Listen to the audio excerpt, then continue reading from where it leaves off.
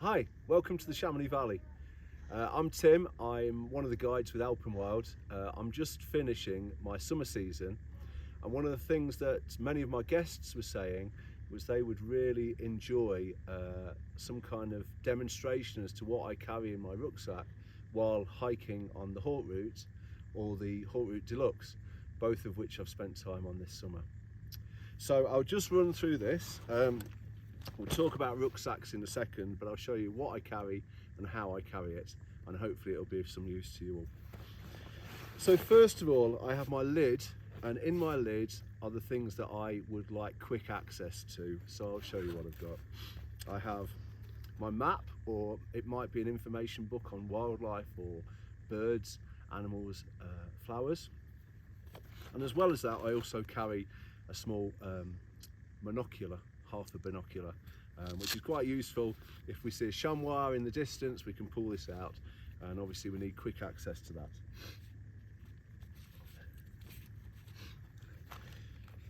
Then I have my phone, which I also use as my camera. Again, it's useful to have quick access to this. I have some snacks, so it might be that I'm hungry suddenly, so it's nice to have access to these. Included is the Ricola, which is the national sweet of Switzerland. I also have a waterproof rucksack cover, which is really useful. Again, quick access to this if the rain sets in. And then finally, I have a small bag, and I'll run through the things that I carry in this small bag.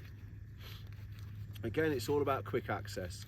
So inside this small bag, I have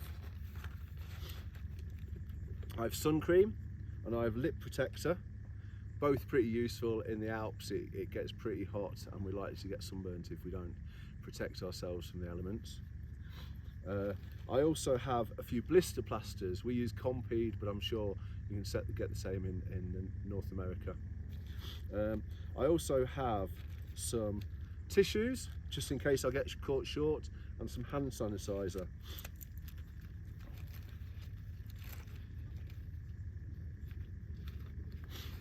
In Switzerland, we're really keen on leaving no trace. So as well as taking the tissues and so on, I tend to carry a couple of nappy bags. So if I do get caught short in the woods or anything, I'm leaving no tissue there. So it's worth having a few of these as well. And then finally, in my small green bag, I also have some painkillers. I don't have any prescription medication, but I suggest that if you have any prescription medication or any medication that's specific to you, you keep it in this bag, in the lid, so it's really easy to access. And then as an Alpenwild leader, I also carry a few water purification tablets, just in case we need water and it isn't immediately accessed, but that's specifically for me. That's just in my lid. All of those things are just in my lid. I then have an inside pocket in my rucksack, and these are for the things that need extra security.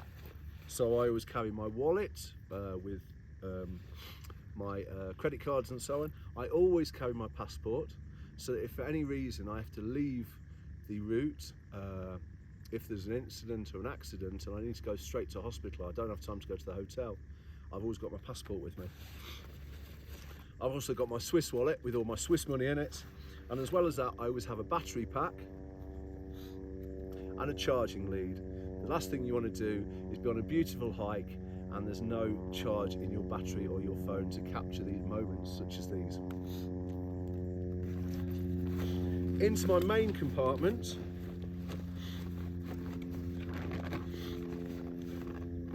I always carry 2 litres of water, and I expect all my guests to do the same. This is really important. We start each day with 2 litres of water, and there's many places we can top up with water. I've included a bladder system in here. I don't tend to use one, but I know a lot of people do.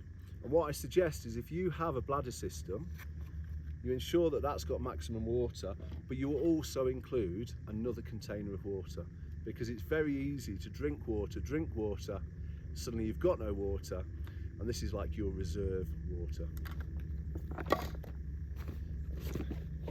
I carry my walking poles, This is my weatherproof bag. And in my weatherproof bag, I carry this all of the time. I'm from Wales, which some of you might know is very rainy, so I'm prepared for the change of weather at any time. I have a windproof and a waterproof, good quality jacket. This is a mountain equipment, and I think it's Gore-Tex Active. I carry a buff, which is great not only for cold weather protection, but it's also quite good for sun protection. It's also good for protecting the back of the neck. You can make it cold and it cools you down. It's really useful, these buffs. I've also got some pretty hefty gloves. If we're trekking high in the mountains, it gets cold quite quickly. I've got a really nice hat that my girlfriend Charlotte made for me, which is really useful. I've also got a spare insulated jacket. Again, this stays in my reserve kit, but when it gets cold or if we stop for any length of time, it's useful to maintain our heat. I've got some wrist gaiters. I actually get Raynaud's, which affects the tips of my fingers, and I find that actually protecting this area here means that I've still got use of my fingers, which is useful. But this is very specific to me. And then finally, I've got some weatherproof trousers. So these are waterproof trousers, and I particularly like these because they've got a full length zip on the leg.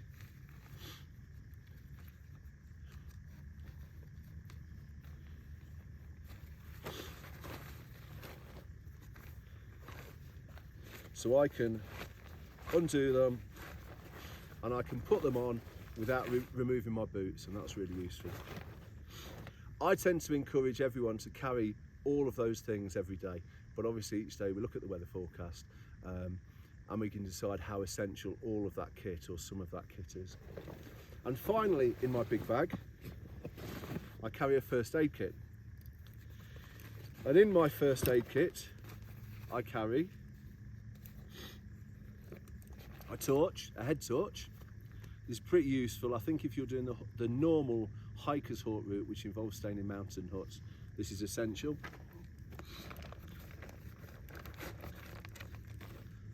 I also have a Leatherman, which doubles as a knife, a pair of pliers on it. Sometimes if trekking poles aren't working, these are quite useful. And then I have a first aid kit, which we all personalise. It's got pretty standard stuff in.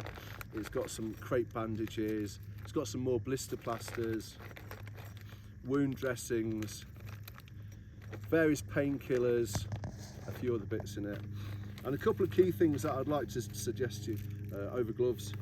A couple of things. This is equine tape, which is great for offering support if your legs are feeling a bit tired, and spare walking shoe or walking boot laces. Carry these because it's a game changer. If your lace breaks mid-hike, it's really difficult to repair your boot. If you have a spare lace, it's really easy to do.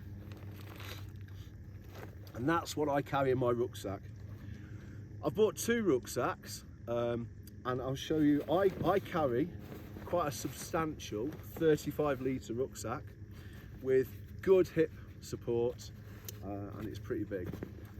I carry this because I'm a leader, a guide for Alpenwild, and I can fit all the extra stuff in here.